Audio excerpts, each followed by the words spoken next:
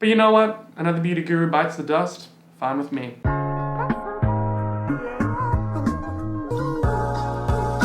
Hey, what's up you guys, it's me Luke and welcome back to another video, or if you're new here, welcome to my channel. If you're new here, I post commentary and critique and reaction videos on basically anything on the internet that interests me, ranging from pop culture to internet culture to anything in between. So if any of that interests you, then be sure to go ahead and subscribe and turn on the post notifications bell so that you never miss another upload from me. Alrighty guys, in today's video, I'm going to be speaking about several different dramas that have occurred over the past week. I thought I would start a series on my channel. I used to have a series where I basically just discuss dramas, like little mini dramas all in one video, but I thought of a better name for it. I thought I would go ahead and name it a dive into the drama, because as you guys know, if you're familiar with my channel, I always start my videos by diving in to the video and the tea and the drama. So I thought, why not call it a dive into the drama? Yes, I'm getting a bit more drama-esque, you know, slap 4 mid-roll ads on a 10-minute video about one tweet and call me a drama channel. Ooh. But yeah, I thought why not go ahead and do this, because there's always so many dramas that I can't cover because they're not enough for one video, so I thought why not include them all in one. So I've got my handy dandy notes, and today we're going to be speaking about Shane Dawson, Patrick Starr, Jaclyn Hill, Garrett Watts, Jeffree Star, David Dobrik, and Trisha Paytas. So we've got a lot to get into, so without further ado, let's get into it, because I'm about to dive in to the drama. Let's get it. Okay, so first up, let's start with Patrick Starr. So I spoke about Patrick Starr in my last video where I was calling out Nikita Dragun, where he attended Nikita Dragun's COVID birthday party, where they were not wearing any masks and they were in a large gathering. So if you've not seen that video, I will link it down below for your viewing pleasure. But basically, he lies about not going to the party on one of Nikita Dragun's Instagram posts. He says, "You did that, wish I was there to celebrate." And she says, "What happens in the Punani Palace stays in the Punani Palace." And I just don't understand why he's lying. It's obviously for a joke. For some reason, these influencers think that lying is funny, but is anybody laughing? Nope, I didn't think so. Which, by the way, I'm sorry if you can hear a guy mowing a lawn in the background. Something about my neighborhood, somebody is mowing a lawn every single day, and I cannot catch a break. Like, I'm just trying to film a wee little T-drama YouTube video, and you'll have to be mowing your lawn 24/7. I'm sick of it. I'm sick of it! People will literally be mowing their lawn at 7 p.m. But anyway, I digress. And then Patrick Starr came out with this video on Nikita Dragun's Instagram, I believe. And he's basically flipping us off, saying like, F you guys for judging me for going to this party. F you for judging Nikita. Here's our masks, blah, blah, blah.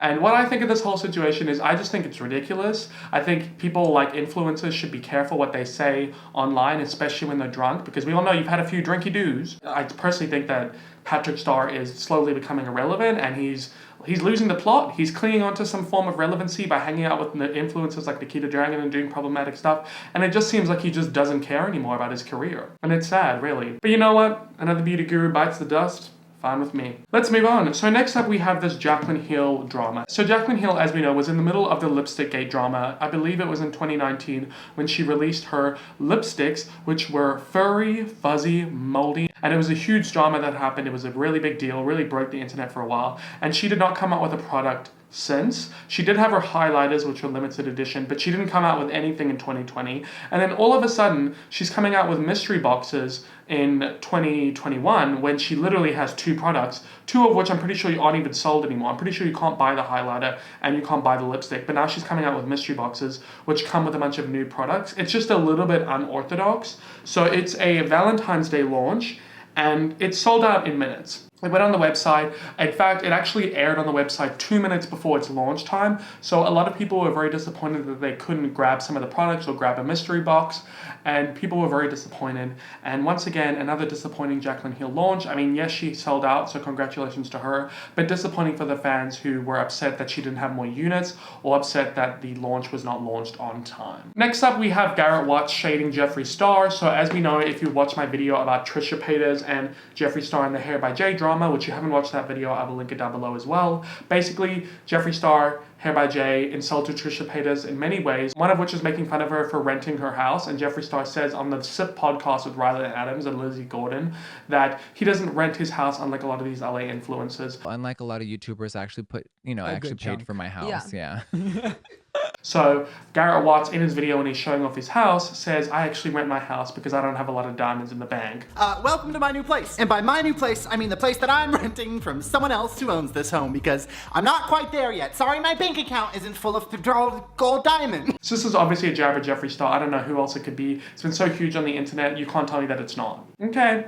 Next up, we have a bit of Shane Dawson and Rylan Adams drama. So first of all, I want to talk about Rylan Adams a little bit. I haven't spoken about him much on my channel, but he has this podcast called The Sip. And on this podcast, he addressed the Trisha Paytas drama. And because he didn't like the response he was getting, he decided to turn off their comment section. And I personally disagree with people turning off their comment section. I don't think you should ever silence people. I think it's wrong, and I think it's ridiculous, and I just think it's honestly weak. Like, if you can't handle the heat, then maybe you shouldn't be on the internet. Okay. But Rylan Adams uploads this new video called Extreme Hoarder Room Makeover, and he has Shane in the thumbnail like he always does, even though Shane barely is ever in his videos. He's in for a fraction, but you know what? Gotta clickbait to get those AdSense coins. But Shane Dawson was in the video for a brief period of time, and they're looking at this giant red gargantuan horse, and he says something to the effect of, oh my god, I want this horse. I know that I'm like sad and weird and that my career is over. Instead of finding a desk, we found a horse that, like, Shane cannot stop talking. I don't know what we would do with this horse. He makes me feel so skinny. It definitely won't fit in our house. But okay, here's the thing. I know that I'm weird, and I know that my career's over, and I know that I'm just that crazy guy who buys weird toys. He's like admitting to the fact that his career is over, which is interesting because there's been some speculation, mainly on Trisha Paytas' part, of her, you know, dropping little tidbits that Shane Dawson was planning a comeback, but now he says in this video that his career is over. So is he coming back? I don't know. Sound off in the comments below. But Shane Dawson says that, but then there was some speculation because this is like, when was this video filmed? Because it's only coming out now in January of 2021, but Rylan Adams posted a picture of this horse in October of 2020. So there's been some speculation that he didn't actually film Shane Dawson for this video, but he just grabbed that clip from October, put it into the video that was filmed recently, just so that he could put Shane Dawson in the thumbnail and clickbait him. Now, it does seem like a bit of a reach, but I wouldn't put it past him because, you know what, he clickbaits with Shane Dawson in all of his thumbnails, so I wouldn't exactly put it past him to, you know, finesse the clips just so that he could have Shane Dawson in the video and clickbait him. Anyway, what do you guys think about that in the comments below? Okay, finally we have the David Dobrik drama, which is the main drama portion of this video, because on the recent episode of the Frenemies podcast, which, by the way, I have a whole video detailing my issues with the Frenemies podcast. If you'd like to check that out, I will link it down below. A lot of great stuff in the description. We keep it juicy. We eat that lunch down there in the description. So David Dobrik has been called out by Trisha Paytas in the latest Frenemies podcast and Ethan Klein on the H3H3 channel. They spoke about David Dobrik and Jason Nash and all of their dramas. So let me just refer to my receipts and my notes. I feel like such a little wee drama channel today. Kind of love it. Kind of spicy. Okay, so first of all, we have a few things to get through. So David Dobrik was called out by Trisha Paytas and said that he kept trying to get Tana and Jason and Trisha to have a threesome, which made both Tana and Trisha uncomfortable. Now, this isn't really new news. We knew about this before, but obviously it's really problematic because you shouldn't continuously make sexual jokes about people that make them uncomfortable. And also, Tana Mongeau was literally 19 at the time when Jason Nash was 44. I'm sorry. And then next up, this is the problem where I really have issues, okay? Because it gets a little bit racist, and this is where we have some issues. So first of all, he tricked his friend Seth into kissing Jason Nash by making him think that he was going to kiss Corinna Kampf, who is a girl, and then he tricked him by putting Corinna Kampf in a mask, then taking her out the room, and then putting Jason Nash in that same mask and making him kiss his friend Seth. And Seth was very upset about this. He spoke about it in a live, saying he did not consent to this. And there was some continuous bullying towards Seth. So Seth was actually black, and they made a lot of racist jokes towards him. One of them, they turned him into the police, which we all know about the police brutality towards black people, so that's problematic in and of itself. They did blackface, where they put I don't know what on their face, but they did blackface to like make fun of Seth. And then they filled the fridge full with watermelon when they offered Seth a drink. Now, I can't include the video clips in this video because David Dobrik has made it very clear that he will take down videos that have it in it. So I'm just talking about it because I want you guys to know about who you're supporting. And you know, David Dobrik doesn't upload vlogs anymore, but I still think it's prevalent for us to know of all the problematic things that he's doing, especially when the problematic things that he's doing in question are racist. Thank you very much. And then he also made fun of Japanese people by making fun of their accents while trying their food. He did this with Liza Koshy as well, and I just think it's inexcusable. I don't really think there's an excuse to be making fun of people's accents.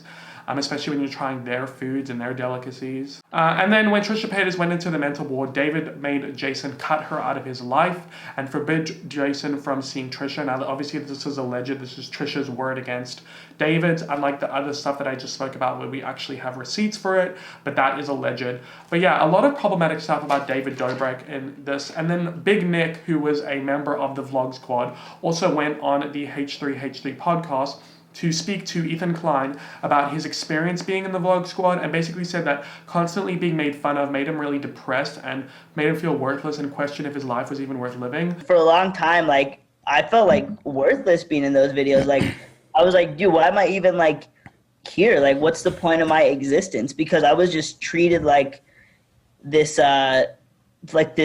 punching bag, right? Like, everyone's just joking about me, like mocking me, then the fans in public are doing the same. And like, I had a good long look in the mirror, and like, I was like, wow, I'm like really depressed. Like, and that was kind of my signal to be like, all right, dude. Like, I realized right then and there, like, followers, fame, money, none of this stuff is worth it if I'm getting to the point where like I don't even want to live. Which is just really sad. And I personally was always under the belief and unpopular opinion that I was not a fan of David Dobrik's vlogs, which is an unpopular opinion because most people loved them and were so sad when they were over. But me personally, I don't like them. It's just a bunch of people being loud and rude and mean and like making fun of each other constantly. It's just not my kind of sense of humor. I don't think you need to bring people down constantly in order to like have humor, and a lot of their humor was sexist, racist, or ableist, and I just disagreed with that, and I've always felt that way. I've really never been a fan of David Dobrik because of that, and I think it's good that all this stuff is coming to light,